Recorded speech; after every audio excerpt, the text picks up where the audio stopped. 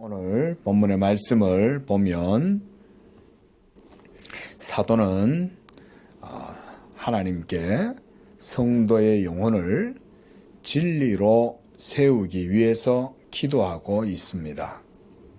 우리 성도의 영혼은 하나님의 진리의 말씀으로 그 믿음이 세워지는 줄로 믿습니다. 그래서 먼저 사도는 16절에 보면 성령의 은혜를 구하고 있습니다. 뭐라고 말하고 있습니까? 성령으로 말미암아 너희 속 사람을 능력으로 강건하게 하시옵소서, 이렇게 기도하고 있습니다. 또 믿음으로 말미암아 우리의 마음에 그리스도께서 계시게 해달라, 이렇게 17절에는 기도하고 있죠. 보세요. 믿음으로 말미암아. 16절에는 성령으로 말미암아. 이렇게 우리가 좀 여러분들이 하나님의 말씀에 대한 이해가 깊어지면요, 성경의 이런 표현 하나하나가 아주 교훈적이고 교리적인 내용이라는 걸 알 수가 있습니다. 이거 교리에 관심이 없으면 이런 표현들은 그냥 쓱 훑고 지나갑니다. 그냥 읽었다 이러고 끝나요. 하지만 사도의 이 말씀을 하나님의 말씀이요 진리요, 그래서 이것이 우리 영혼에 아주 귀한 교훈이 된다는 걸 알면 이것을 그냥 이렇게 흐트러 지나갈 수가 없는 거죠. 16절에는 성령으로 말미암아, 17절에는 믿음으로 말미암아. 벌써 이렇게 딱 얘기를 하죠. 자, 이렇게 믿음으로 우리 마음에 누가 계시게? 그리스도께서 계시도록. 그냥 사도가 성령으로 말미암아 그리스도께서 우리 안에 계시도록 이렇게 말해도 되잖아요. 그런데 사도는 지금 뭐라고 말을 해요? 성령으로 말미암아 역사하시되 믿음으로 말미암아 그리스도께서 성도의 마음속에 계시게 해달라고 기도하고 있는 거죠. 그래서 이 그리스도께서 믿음으로 말미암아 우리 안에 계시면 그 다음에 어떻게 돼요? 너희가 사랑 가운데서 뿌리가 박히고 터가 굳어져서 능히 모든 성도와 함께 지식에 넘치는 그리스도의 사랑. 우리 한번 더 읽어보겠습니다. 시작. 지식에 넘치는 그리스도의 사랑. 이것을 알게 되고 그랬어요. 그렇죠? 또 그걸 알게 되면 어떻게 돼요? 이제 진리의 규모를 파악을 하는 거예요. 진리의 규모. 그게 19절이에요. 뭐라고 되어 있습니까? 함께 읽어봅시다. 시작. 그 너비와 길이와 높이와 깊이가 어떠함을 깨달아서 그랬어요. 그러니까 영적인 세계, 영적인 지식, 하나님의 진리의 규모, 이렇게 표현할 수 있겠죠. 예? 자, 우리가 이제 이 말씀 한번 정리를 해보면 이래요. 먼저 16절에 성령으로 말미암아 그랬습니다. 그 다음에 또 17절에는 믿음으로 말미암아 그랬어요. 믿음으로 말미암아 어떻게? 그리스도께서 너희 마음에 계시게 하시옵고. 그러면 보세요. 자, 성령으로 말미암는다는 것을 우리가 조금 신학적이고 교리적으로 표현을 하면 이것을 성령의 사역이라고 말할 수 있겠죠. 그렇죠? 성령이 일을 하시면 어떻게 되겠어요? 그 일의 효력이 드러나겠죠. 효력이 드러나는 거예요. 그래서 이 성령의 사역으로 말미암아 우리 속에 믿음이 일어나는 거예요. 성령의 효과적인 유효한 사역으로 인해서. 그러니까 말하자면 성령을 여러분들의 마음에 여러분들의 마음을 이 가마솥이라고 한번 생각을 합시다. 그러면 여러분들의 마음, 그 가마솥에, 마음의 가마솥에다가 물이 있는 거예요. 응? 이렇게 물이 담겨져 있어요. 그런데 이 물을 따뜻하게 하려면 뭐가 있어야 되겠어요?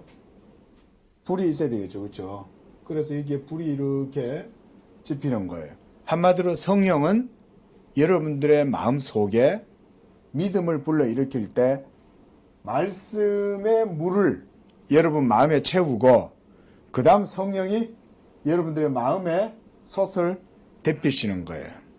그러면 이 말씀의 물이 이제 뽀글뽀글 또 끓겠죠. 열기가 나겠죠. 이 빈솥이면 안 돼요. 빈솥이 아니라 말씀의 진리의 물이 여러분 마음속에 있어야 돼요.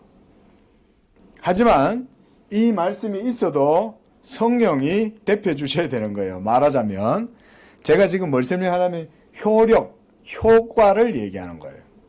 그래서 성령께서 우리의 마음을 이와 같이 대표해 주실 때에 우리 속에 있는 하나님의 진리의 말씀이 또 있어야 돼요. 이 진리의 말씀이 있고, 그래서 여기 이제 매터를, 이걸 재료, 이렇게 우리가 신학에서는 진료, 매터 이렇게 말합니다. 자, 이런 재료가 바로 우리 믿음의 재료가 하나님의 말씀이에요. 그래서 성령이 사역을 하셔가지고 효력을 일으키셔서 우리 속에 있는 이 하나님의 말씀으로 우리의 영혼을 따뜻하게 데피실 때 따뜻해질 거 아니에요. 그죠? 그러면 그때 생겨나는 게 뭐냐? 믿음이에요. 그렇게 해서 믿음이 생겨나요. 자, 그래서 오늘 본문에서는 그러면 이제 그렇게 해서 믿음이 일어났어요. 그죠? 그러면 믿음으로 말미암아 어떻게 되는 거예요, 이제? 그리스도께서 우리 마음에 계시게 해달라. 그러니까 성령론자가 되는 게 아니라, 잘 보세요. 성령론자가 되는 게 아니라 그리스도론자가 되는 거예요. 말하자면. 그러니까 오늘날 우리가 막 성령론자들 있잖아요. 사실은 신학적으로 잘못된 거예요. 성령이 오셨네, 성령이 오셨네. 이걸 찬양하는 것은 틀린 말이 아니에요. 성령을 찬미하고 성령을 높이는 것도 맞아요. 하지만 정작 우리의 믿음의 고백은 어떻게 나와요? 예수를 주로 고백하는 게 진짜 이게 기독교 신앙이죠. 그래서 누구든지 예수를 주라고 시인하는 자마다 누구로 말미암아 그렇게 해요? 성령으로 말미암아 그렇게 하는 거죠. 그죠? 그러니까 누구든지 성령으로 말미암지 않고는 예수를 주시라고 고백할 수 없다 그랬잖아요. 그러니까 예수님을 주님이라고 고백할 수 있는 것, 그거는 바로 성령의 사역인 거예요. 그리고 그 성령의 사역이 나타나게 될 때 우리에게는 어떻게 나타나냐? 믿음으로 드러나게 되는 거예요. 그래서 이 믿음이 이제 이와 같이 성령의 사역을 통해서 믿음이 일어났어요. 물이 끓기 시작하는 거예요. 그리고 그 재료는 말씀이에요. 우리 믿음이 끓는 게 아니에요. 하나님의 말씀이 끓는 거예요. 그래서 성령이 하나님의 말씀을 우리 안에서 불을 지펴갖고 하나님의 말씀에 효력을 불러일으키니까 이 말씀의 생명이 일어나니까 우리에게 뭐가 생겨나요? 그렇죠. 그러니까 우리에게 믿음이 생겨나는 거예요. 이렇게 이해하시면 성경적이고 교리적으로 바르게 이해하는 거예요. 믿음은 이렇게 나타나는 거예요. 그러니까 우리의 믿음은 진리에서 나는 믿음이죠. 왜냐하면 이렇게 하나님의 말씀의 작용에 의해서 이루어진 거잖아요. 그러니까 이 믿음에 의해서 이제 그리스도께서 너희 안에 계시고, 그래서 사랑 가운데 뿌리가 박히고 터가 굳어져서 능히 모든 성도와 함께 이제 뭐예요? 지식에 넘치는 그리스도의 사랑을 알고, 그런 거예요. 여기에서 이제 알미라는 게 나오는 거예요. 예? 이 알미 바로 이 지식에 넘치는 그리스도의 사랑을 아는 거예요. 그래서 우리 기독교의 신앙은 하나님을 사랑하는 거예요. 예? 이 사랑, 이 그리스도를 알게 되면 두 가지 형태의 사랑으로 나와요. 첫째는 하나님에 대한 사랑이에요. 그 다음 또 누구에 대한 사랑이겠어요? 이웃에 대한 사랑이 나오는 거죠. 그렇죠? 성경의 형제에 대한 사랑. 형제 사랑. 이게 그리스도를 아는 지식인 거예요. 벌써 어때요? 이 에베소서 3장 14절에서 우리가 19절까지만 읽어도 이 속에 어떻습니까? 이런 교리가 있죠. 성경은 이렇게 보는 거예요, 원래. 그 칼빈이 이렇게 보는 거예요, 성경을. 성경을 이렇게 이해를 하기 때문에 기독교 강요라는 책을 쓴 거예요. 성경을 어떻습니까? 그렇죠? 제가 지금 설명이 틀렸습니까? 맞죠? 우리가 계속 지금 기독교 강요를 가지고 공부를 하니까 여러분들도 지금 이제 이런 설교를 들을 수가 있는 거예요. 예? 이거 안 하고 맨날 제가 무슨 뭐 어디 갔다가 뭐 경험했고 어땠고 저땠고 이런 얘기만 계속 들어보세요. 뭐 여러분 오늘날 살 때 어떻게 살아야 되고 뭐 처세에 능한 뭐 어떻고 저떻고 뭐 긍정적인 마음으로 사세요. 여러분 뭐 부부간에 좋은 관계를 맺고 사세요. 뭐 이런 말만 했다 쳐요. 그럼 여러분 이런 거 못 배우죠. 하나님의 말씀을 이렇게 배워야 돼요. 원래 이렇게 배우는 게 정상이에요. 사도 바울이 이렇게 가르쳤잖아요. 사도 바울이 밤새도록 유두고라는 청년이 그 2층 난간에 그냥 앉아가지고 그냥 사도 바울이 전하는 그 복음을 들었을 때 사도 바울이 밤새도록 강론한 거 아니에요, 그죠? 밤이 새도록 촛불을 켜놓고는 그랬을 거 아니에요. 사도 바울이 밤새도록 뭔 얘기했겠어요? 옛날에는 진짜 그때는 밤새도록 사도 바울도 한마디로 그냥 뭐 진짜 자기 몸이 으스러지도록 한 거예요. 그러니까 우리가 사도행전 같은 데 보면 사도 바울이 그러잖아요. 에베소 교회의 장로들을 이제 바다로 청해가지고는 그 서로 막 껴안고 눈물 흘리잖아요. 얼마나 영적인 사랑이, 이런 사랑이 넘쳤겠어요. 그렇죠? 그 그리스도의 사랑을 모두가 다 사도의 가르침을 통해서 배우고 알았고 성령의 은혜가 그들 속에 역사하고 그러니까 막 뜨끈한 거예요. 예? 막 펄펄 끓는 거지, 한마디로. 이거는 그냥 단순한 감정이 아니죠. 감정적인 희열감이 아닌 거예요. 그리스도의 진리, 이 말씀이 그 속에 있잖아요. 하나님의 말씀이 지글지글 끓으니까, 예? 뭐, 이것을 담은, 이게 여러분들의 영혼이라고 생각을 해보세요. 여러분들의 영혼이, 여러분 속에 이 진리의 말씀이 막 벌벌벌벌 끓고 있으면은, 이러고 있을 수 있겠냐고요. 사랑하지 않고서는 견딜 수 없는 그런 상황이 되겠죠. 우리 양재교회도 앞으로 이랬으면 좋겠어요. 그렇죠? 바로 이런 거예요. 그래서 그리스도 예수를 알므로 말미암아 지식에 넘치는 그리스도의 사랑. 지식에 넘치잖아요. 지식에 넘치는 이 그리스도의 사랑을 안다 그러잖아요. 이 사랑은 또한 말하자면 우리 신학적으로도 계속 다 연결이 되는 거예요. 그럼 이 사랑은 뭐겠어요? 그리스도 안에서 우리가 알게 되는 그 하나님의 사랑은 먼저는 성부 하나님, 아버지 하나님의 사랑이겠죠. 그렇죠? 그 다음 이 사랑이 우리에게 어떻게 나타났어요? 예수 그리스도를 통해서 우리에게 나타났잖아요.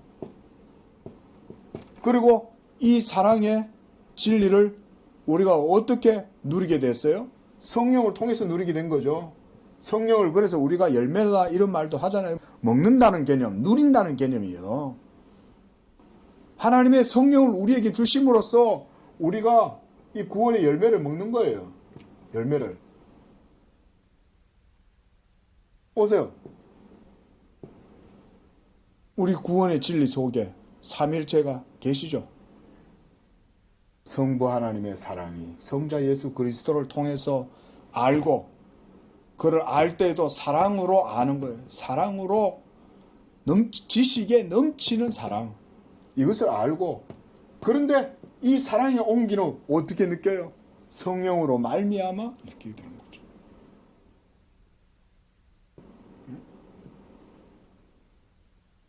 그러니까 기독교에서는 삼위일체에 대한 신앙 고백을 이거는 절대적인 거예요. 예수 믿는다 이러면 거기엔 벌써 이 진리, 이런 진리가 다 그 속에 있는 거, 예수 믿음 속에 다 있는 거 이게. 우리가 지금 이제 기독교 강요 이제 3권 2장에서 지금 이걸 배우는 거예요. 믿음에 대해서. 그러니까 이런 믿음은 다시 한번 말씀드리지만 성경적인 믿음의 이해죠. 그렇죠? 성경적 믿음의 이해예요. 말씀드렸듯이 믿음이라고 하는 말은 철학자들도 쓰고 이 세상의 많은 종교인들도 믿음이란 말에 대해서는 다 생각해요. 예? 하지만 참된 종교 그리고 참된 믿음은 오직 하나님의 말씀에 근거한 믿음 외에는 없어요. 우리 요즘 새벽 기도에도 레위기를 이제 보기 시작하는데 우리 출애굽기도 마찬가지지만 모세가 하나님 앞에서 성막을 지을 때 중요한 원칙 하나가 있어요. 모세가 여호와께서 명하신 대로 다 행하였더라. 요게 중요한 거죠. 예? 그 얘기는 뭐냐면 하나님을 섬김에 있어서 하나님의 말씀대로 섬겨야 된다 이 말인 거죠. 그게 진리잖아요. 진리라는 게 그런 거 아니에요. 그렇죠? 하나님 말씀대로 믿는 거. 예수 믿음도 진리라면 당연히 진리대로 믿는 거죠. 그러니까 우리의 믿음은 진리로 말미암는 믿음인 거예요. 우리의 믿음은. 이런 게 다른 거예요. 사탄이 요거를 싹 덮는 거예요. 요거를 싹 덮어갖고 뭐 불교에도 믿음이 있고 저기 가톨릭 가도 믿음이 있고 마호메트한테 가도 믿음이 있고 이 세상에 믿음 없는 게 어디 있냐. 심지어 철학자들도 믿음에 대해서 얘기하지 않냐. 이런 거에 속은 사람들이 이제 18세기, 19세기 자유주의 신학자들인 거예요. 서구의 이성주의에 경도된, 이성에 경도된 사람들이 이성으로 믿음을 추구하고 성경에 있는 신앙조차도 이성으로 분석하고 또 이성이 아니면 또 감정으로 슐라이마어나 이런 사람들, 실존주의자들 이런 사람들은 또 이성보다는 또 어떤 낭만주의적인 또 경험, 감정 이런 쪽에 또 치우치고 사탄이 이런 식으로 하는 거예요. 이거를 학문이라는 이름으로 이렇게 하잖아요. 근데 지나고 보면 다 이것 때문에 복음의 빛이 다 가려진 거예요. 결국 누가 역사한 거예요? 사탄이 역사한 거죠. 사탄이 진리를 보지 못하도록 하는 거죠. 오늘날 사탄은 또 다른 방법을 씁니다. 종교다원주의, 그렇죠?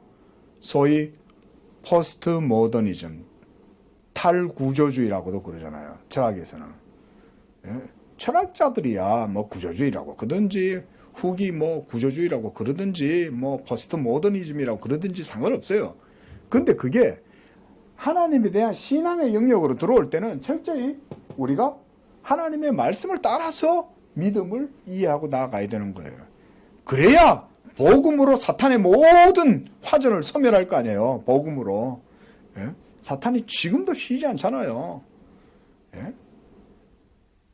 좀 만만하다 싶으면 신천지 보내고 막 팀을 짜가지고 오잖아요.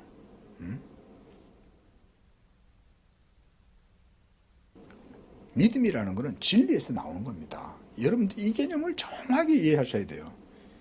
그러면 여러분들의 믿음이 개념이 분명하게 서면 그러면 하나님에 대한 예배의 개념도 서게 되고 여러분들의 삶의 윤리 개념도 확 서게 됩니다. 이게 왜냐하면 내가 믿는 믿음이 아니라 성령의 역사에 의해서 말씀에 의해서 생겨난 믿음이니까 내 믿음은 얼마나 가치 있는 믿음이에요. 그죠? 그저 그냥 맨날 아무 가치도 없고 부족하고 연약한 내 속에서 그냥 어떻게 나온 그런 어떤 믿음이다 이런 정도로 생각하면 이 믿음의 가치가 얼마나 우습게 여겨지겠어요. 그런데 이게 그게 아니라 하나님의 역사에 의해서 생겨난 믿음이고 이것이 하나님의 선물이라는 거죠. 이렇게 주어진 게. 그러니까 선물이라고 그러잖아요. 이러면 이게 얼마나 감사하겠어요. 그럼 감사가 넘쳐나면 벌써 그 사람은 마음은 벌써 틀린 거예요. 벌써 굳이 뭐 교회에서 긍정적으로 사세요 이런 말 안 해도 돼요. 조엘 오스틴이라는 사람이 뭐 긍정적인 사고방식 뭐 이런 말을 많이 했다는데 그거하고 복음하고 다릅니다. 그건 복음 아닙니다. 늘 얘기하지만 긍정적인 사고방식은 믿음에서 파생되는 것이긴 하지만 긍정적인 사고방식 자체가 믿음이 아니에요. 그죠? 믿음은 여기서 나오잖아요. 우리 속에서 나오는 게 아니라 진리의 역사에 의해서 나타나는 거고 삼일째 하나님 안에서 누리는 은총이잖아요. 선물이잖아요.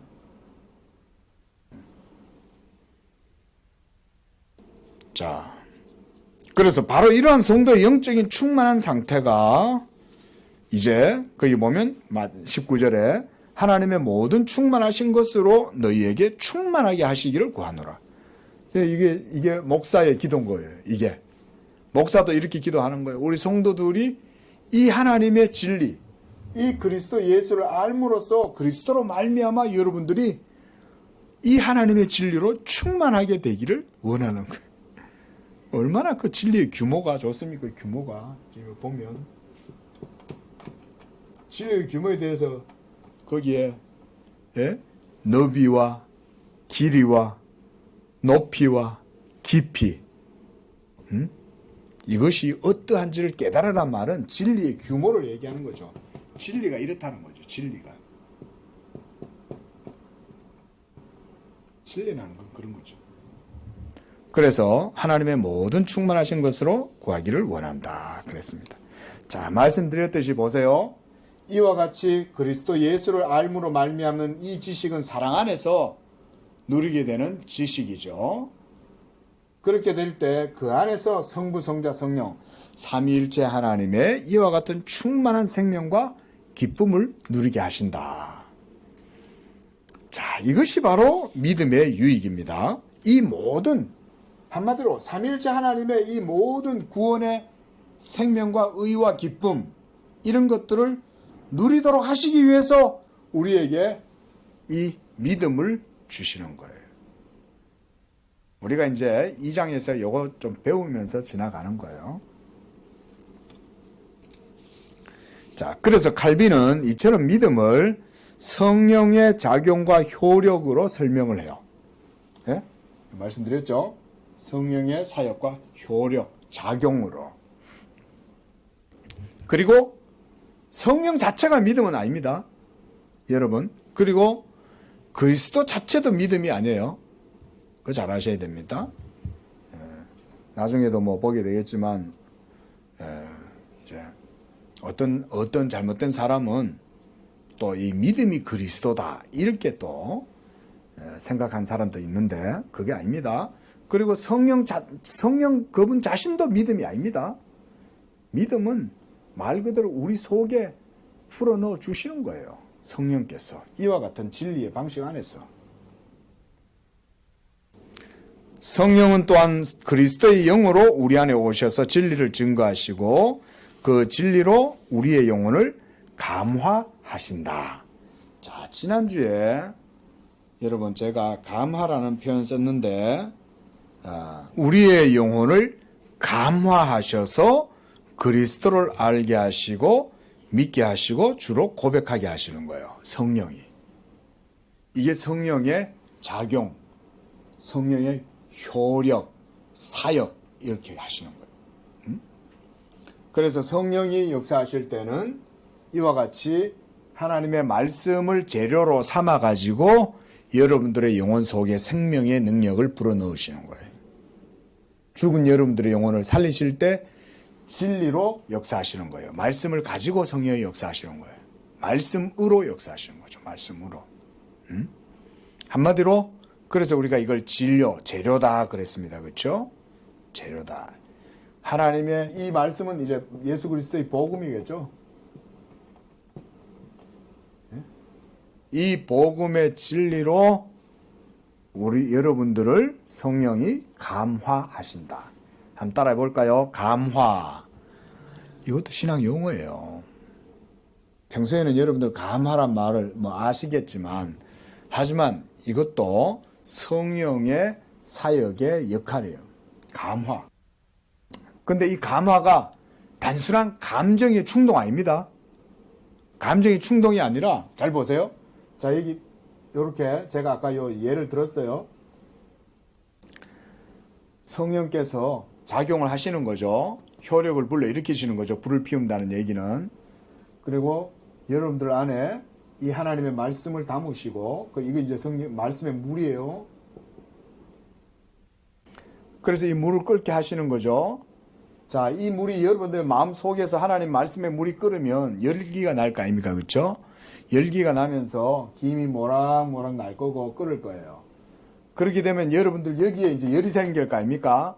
말하자면 그 열기가 감한 거예요.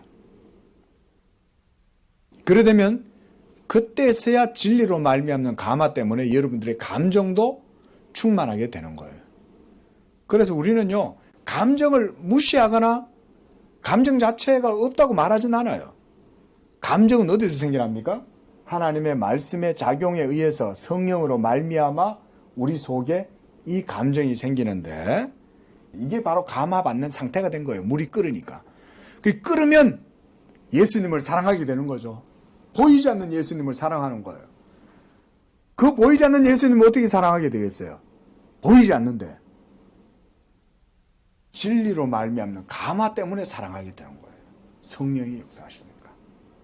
그러니까 이 성도는 이걸 아는 거예요. 아, 하나님 아버지를 아바 아버지라고 부르게 되고, 그리고 예수 그리스도를 주라고 시인하게 되고, 그리고 그렇게 되는 일이 도무지 이게 내 자연적 이성을 가지고는 불가능한데, 도대체 이게 무슨 일이야?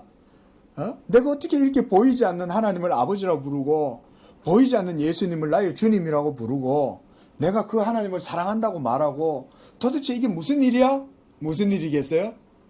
어떻게 해서 이런 일이 일어났어요? 성령의 역사를 통해서 일어났잖아요. 그렇죠? 그러니까 여러분 속에 이런 일이 일어나는 거예요.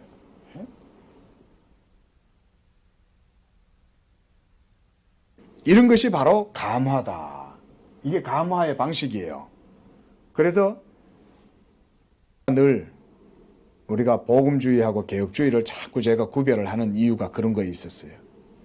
복음주의, 한마디로 오늘날 우리나라에 또 세계에 널리 퍼져서 만연해 있는 신앙의 행태죠. 그게 뭐냐면 인본주의하고 짬뽕된 이런 신앙이에요. 막 열정적인 것 같고 막 뭔가 막 확짝지껄하게 모여가지고 뭐 하는 것 같고 그러긴 한데 이게 없는 거예요. 그 속에 이게 없는 거예요. 감화가 없는 거예요. 감화는 없는데 열정적이야.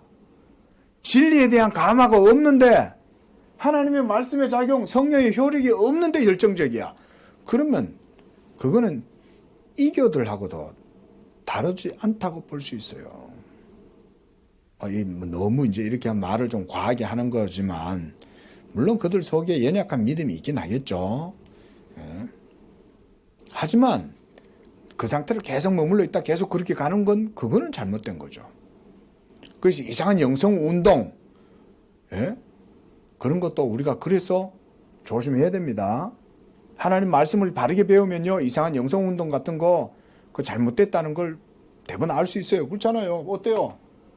바로 이렇게 하나님의 말씀이 이와 같이 삼위일체 하나님의 단독적인 역사에 의해서 오로지 삼위일체 하나님 그분 자신에 의해서만 이루어지는 거 아닙니까? 그게 우리에게 이제 믿음으로 주어진 거잖아요. 칼빈이 지금 이런 거 설명하는 거예요. 이 믿음은 바로 이런 하나님의 성령으로 말미암아 그리스도 예수가 여러분 안에 있게 되고 그 그리스도 예수가 있게 됨으로써 이 물이 끓음같이 뜨거워지니까 충만해지니까 하나님을 사랑하게 되고 그 그리스도를 아는 이 지식 안에서 하나님 사랑과 형제 사랑이 이루어지고 이런 거다. 그러니까 감정적인 신앙의 충동은요 우리가요 배격해야 돼요. 아까도 말씀드렸다시피 하나님이 율법을 통해서 모세로 하여금 하나님을 섬기게 하셨을 때 여호와의 명령대로 다 행하였더라. 그게 굉장히 중요하죠. 그게 우리의 믿음도 똑같아요. 그래서 제가 새벽에도 그 말씀 드렸잖아요. 예? 율법이 이와 같은 방법으로 하나님을 섬기게 하신 것처럼 우리의 믿음도 동일하게 하나님의 말씀을 따라서 믿는 거다. 말씀을 따라서. 예. 자, 4절도 한번 보십시오. 자, 칼빈이 여기서 먼저 뭔 얘기하냐면 불명확하나 지식이 없지는 않는 그런 믿음에 대해서 말해요. 불명확한 믿음. 자, 이거 어떤 믿음일까요? 바로 초신자들의 믿음이라고 말하면 돼요. 그냥 우리 시대에. 예? 모든 사람이 믿음의 확실함 가운데 거하지 못합니다. 목사처럼 모든 사람이 다 믿지도 못하고요. 또 목사라고 해서 또 완전하고 온전한 믿음을 가지고 있는 것도 아니죠. 자, 그래서 우리의 믿음은 완전하지 않아요.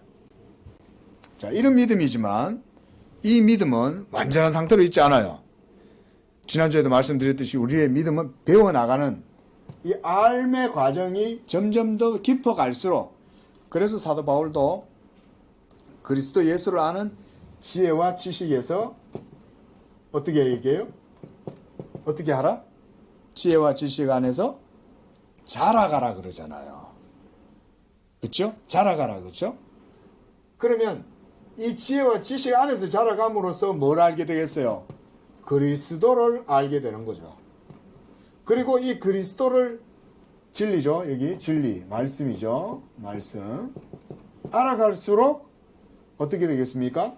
믿음으로 말미암아 우리 속에 그리스도가 더욱더 굳건하게 계시게 되겠죠. 그러면 더욱더 알아가게 되면 온전한 사람으로 나아가는 거예요. 하나님을 사랑하게 되고 형제를 사랑하게 되고, 이제 이렇게 한마디로 영적인 성화의 훈련을 하게 되는 거예요. 그래서 성화의 원리도 그리스도 예수를 알미 있어야 성화가 됩니다. 목사도 마찬가지고요. 우리 성도님들의 신앙도 마찬가지입니다. 그리스도를 알지 못하면 성화가 안 일어납니다. 그래서 목사님들이, 성도들이 세상에서 온전한 사람으로, 윤리적인 사람으로 세워지려면 윤리적인 설교를 한다고 해서 되는 게 아니에요. 이걸 잘 아셔야 돼요. 우리 목사님들도. 윤리적인 설교 평생 해보세요. 윤리적으로 안 바뀝니다. 절대 안 바뀝니다. 예? 집에 여러분들 같이 사시는 분한테 아무리 얘기해도 안 바뀌죠. 안 바뀝니다. 제일 좋은 방법은 뭐냐? 예수님의 말씀을 듣고 하나님의 말씀을 듣고 그리스도 예수를 알아가고 이러면 바뀌기 시작합니다. 정말입니다. 바뀌기 시작합니다. 비록 눈에 확 드러나긴 아니어도 서서히 바뀝니다. 그것도 대단한 거 아니에요? 네? 그거 대단한 거잖아요. 모두가 그리스도를 아는 지식 안에서 자라가는 거예요. 자, 우리의 연약한 믿음으로 인해 하나님의 진리에 속한 깊고 부요한 것들이 여전히 많이 감추어져 있을 뿐만 아니라 우리 자신들도 어디에 가려져 있어요? 오류의 구름에 가려져 있어서 이 땅에서 우리는 모든 것을 다 이해할 수는 없다. 자, 이 정도만 알아도 사실은 아주 뛰어나게 알고 있는 겁니다.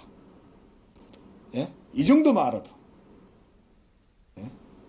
여러분들이 믿음을 이 정도로만 이해해도요, 거의 이 땅에서는 더 이상 더 알 길이 없어요. 어떻게 보면. 이제부터는 하나님이 여다가 이제 가속 불을 막 확 떼갖고 성령이 여기다 막 기름을 부으셔가지고 불을 확 일으켜갖고 여러분을 더 뜨겁게 해주시면 제가 설명드린 이 모든 것들을 여러분들이 실제로 누리게 되는 거예요. 제가 봤을 때는 뭐 완벽한 건 아니어도 최소한 충실하게 여러분한테 믿음에 대해서는 이렇게 말씀은 드렸어요. 하지만 제가 이렇게 말씀드린다고 해서 이거 자체가 여러분들의 실천적인 믿음이 그대로 적용되거나 주어지는 건 아니잖아요. 그렇죠? 다만 여러분들이 추구하셔야 될 건 뭐냐? 이걸 알고 기도하시라는 거죠. 그리고 그리스도 예수를 알기 위해서 힘쓰시라는 거죠.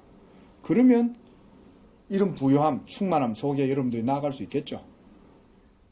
기도하니까. 그래서 칼빈은 말해요. 가장 완전하다고 할 수 있을 정도의 사람들도 그들이 가지고 있는 그런 최고의 지혜조차도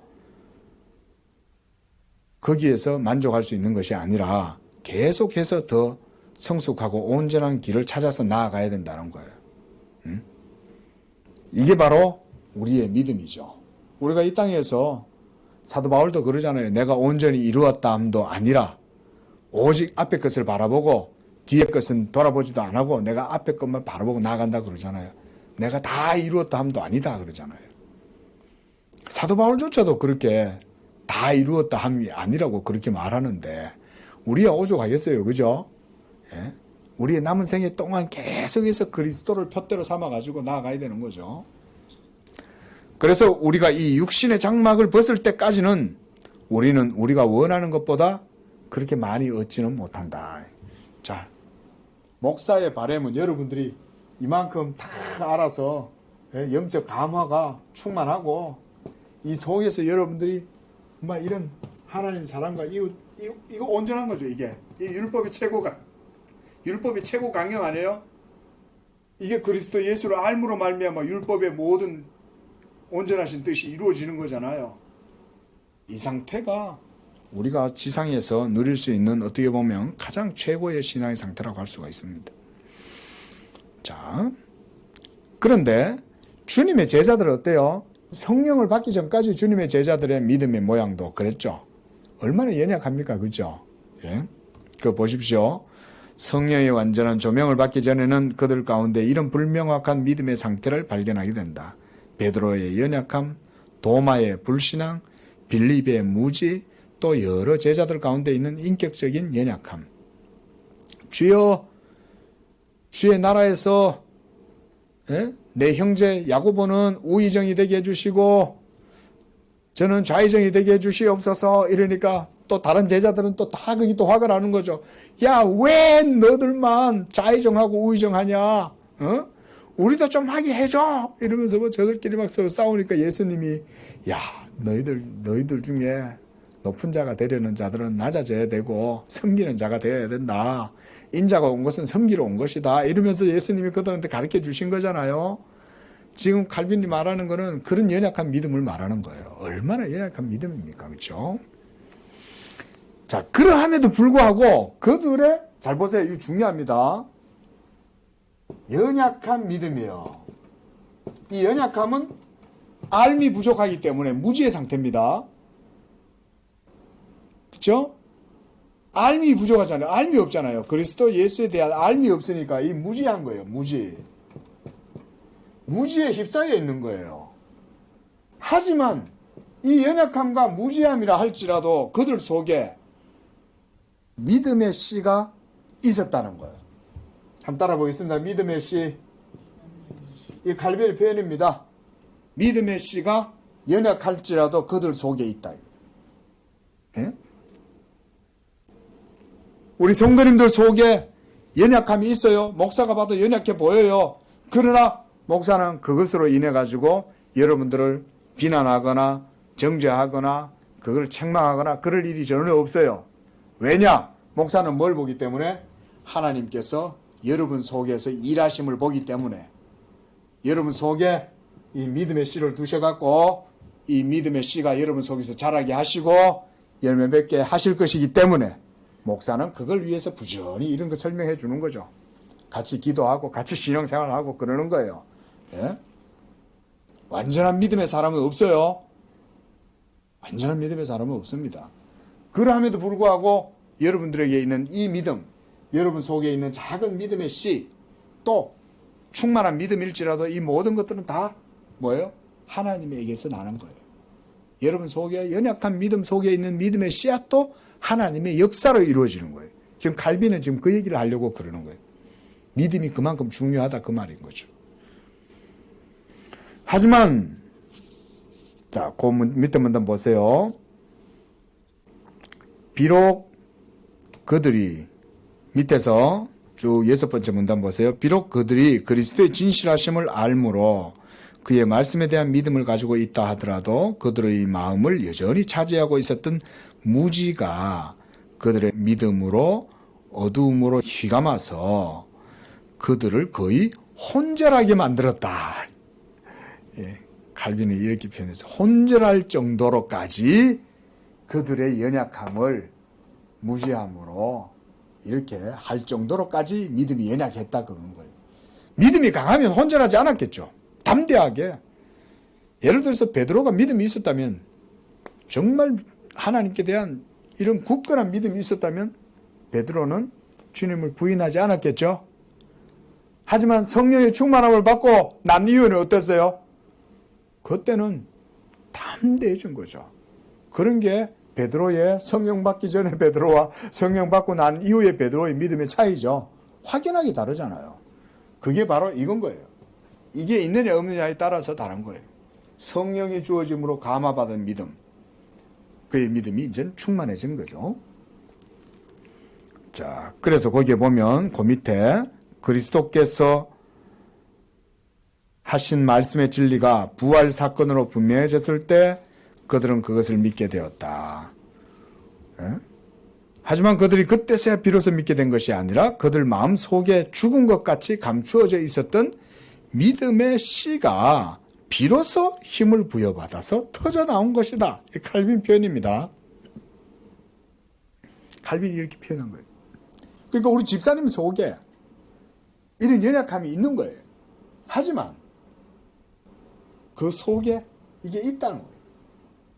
이게 있다가 하나님께서 확 역사하셔가지고 믿음을 불러일으키셔서 팽창시키시는 거죠. 그럼 이게 확 하고 터져 나오는 거죠. 싹이 터져 나오는 거죠. 이게 말씀에 살아있는 능력입니다. 그래서 이러한 믿음의 측면은 각자에게 있어서 불신앙이 항상 이 믿음과 섞여 있다.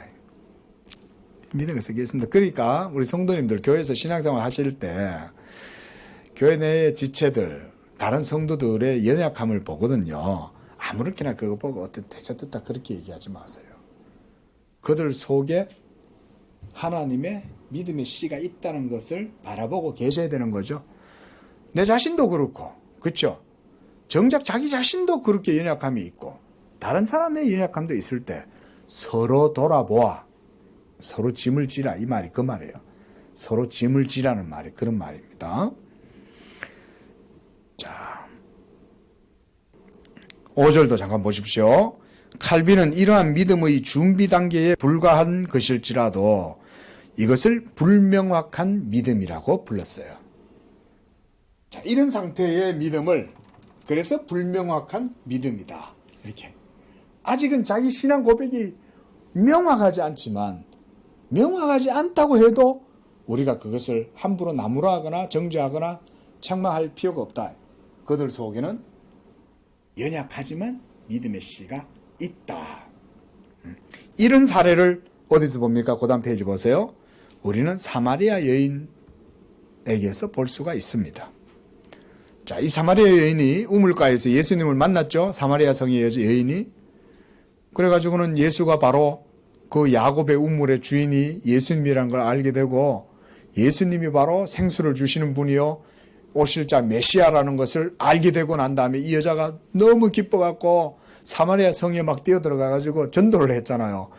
여러분 내가 메시아를 만났어. 그러니까 또 사마리아 사람들이 또 이 여자 얼마나 이 여자가 그래 따지면 천박한 여자예요. 그죠? 이 남자 저 남자 다 데리고 살던 여자 아니에요? 예? 그 지금 있는 남자도 5번째 남자잖아요. 요즘도 이 정도 되면 세상에서도 윤리적으로 지탄 받잖아요. 하물며 그 고대에 이 여자가 그런데 그 사람들이 이 여인의 말을 듣고 예수 메시아를 만났다는 말을 듣고는 믿게 된 거예요. 그래가지고는 사마리아 사람들이 모두 다 예수님한테 나왔죠. 그래가지고는 예수님의 메시아라고 말하는 그 여인이 메시아라고 말하는 이 나사렛 예수님을 만나서 그 예수님의 말씀을 들은 거예요.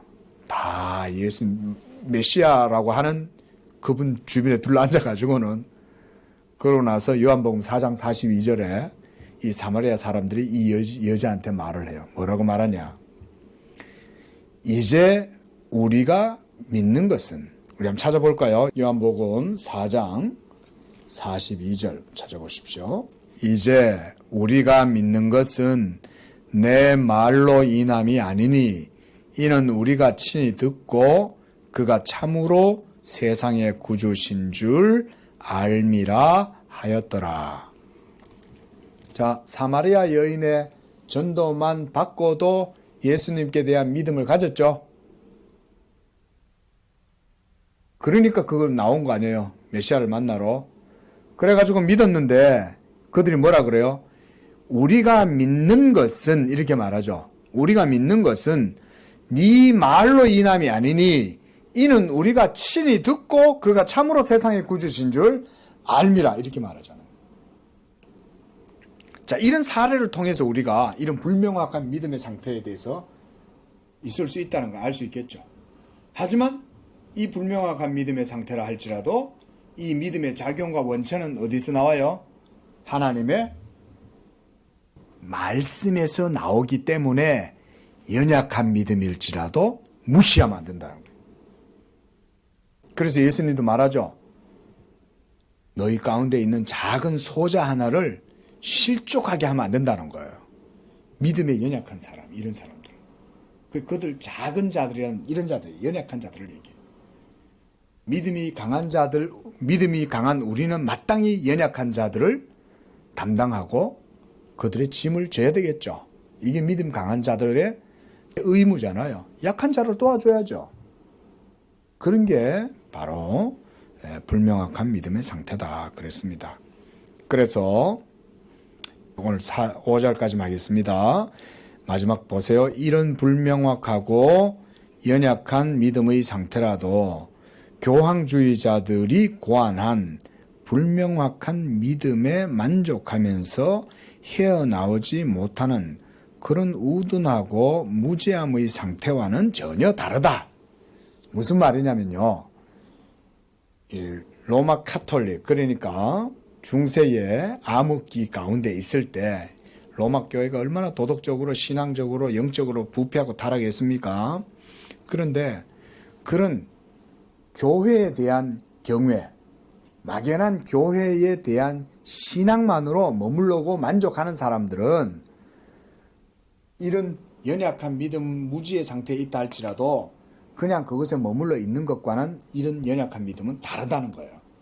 그런 불명확한 믿음과 로마 카톨릭의 신앙 아래에서 그저 거기에서 만족하면서 미몽에 사로잡혀서 맹신적이고 미신적인 그런 믿음의 상태에 있는 것과 칼빈이 지금 말하고 있는 이런 불명확한 믿음의 상태와는 질적으로 다르다고 말하는 거예요. 이걸 우리가 잘 구분하셔야 됩니다. 그렇죠?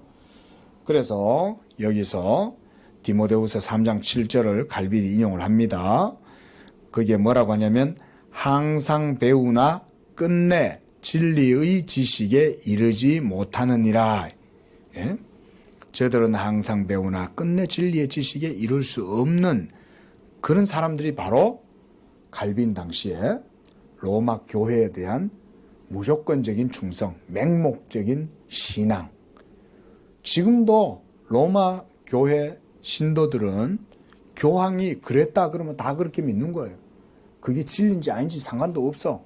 그냥 교황이 교시를 내리면 그거 그대로 다 그게 믿음이고 이런 거예요.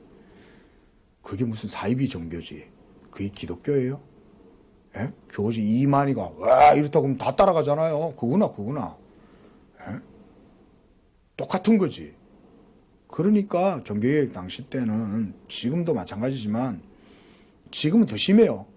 우리는 천주교회를 안 다니니까 잘 모르지만 천주교회 가면요 아직도 연옥에 있는 사람들 천국으로 보내려고 낙원으로 보내려고 기도하고 금식하고 헌금하고 합니다. 지금도 합니다. 여러분. 우리는 부흥회 사경 이런 거 하잖아요. 그 사람들은요 그런 기도에 해요. 예? 선조 림보, 유아 림보 있는 사람들을 낙원으로 보내기 위해서 이어서 사람들이 금욕하고 금식하고 또 헌금하고 그게 복음이에요? 복음은 행위로 말미암는 게 아니잖아요. 근데 돈으로 금식함으로 내가 또 금욕함으로 심지어 자기를 학대해요. 학대까지 해가면서 그래가 천국에 보내겠다? 그런 가증스러운 그게 어디 있어요. 그런데 우리는 모르는 사람들은 가톨릭 보면 개신교보다 더 경건해 보이잖아요. 그 외모를 보면 안 되는 겁니다. 그렇죠? 자, 기도하겠습니다. 자비하신 하나님 아버지, 감사 찬양 드립니다. 우리에게 믿음 주시니 감사합니다. 진리로 말미암아 난 믿음, 이 믿음은 하나님께서 우리에게 선물로 주신 줄로 믿습니다. 우리 양재교회 성도들에게 이 믿음으로 말미암아 그리스도가 우리 성도들 가운데 깊이 뿌리 박히게 하시고 진리 안에서 그리스도 예수를 알므로 사랑으로 충만해지는 그런 믿음이 되게 하셔서 이 믿음으로 하나님을 기쁘시게 하고 이 믿음으로 하나님 말씀에 순종하고 그 믿음으로 하나님 앞에서 생명과 의를 누리고 그 믿음으로 하나님께 영광을 돌리는 그런 복된 믿음의 삶을 살아가는 우리 양재교회 성도들 다 되도록 축복하여 주시옵소서. 거룩하신 예수님의 이름으로 기도합니다. 아멘.